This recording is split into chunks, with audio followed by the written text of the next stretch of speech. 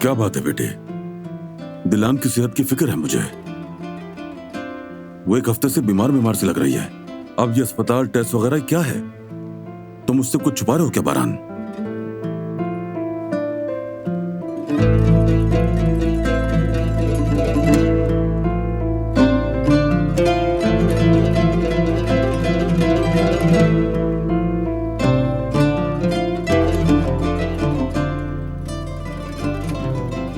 सबिया साहिबा को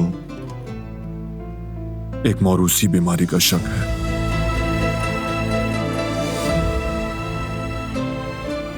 क्या?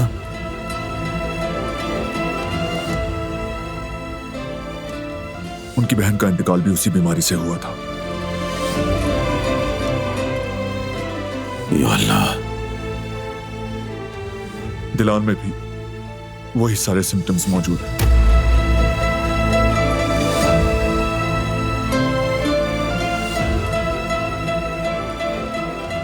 कुछ टेस्ट करवाए हैं, रिपोर्ट्स का इंतजार है।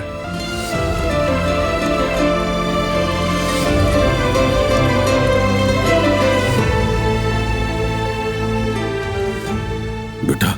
बाबा, दिलान को कुछ हो गया तो मर जाऊंगा। बारान,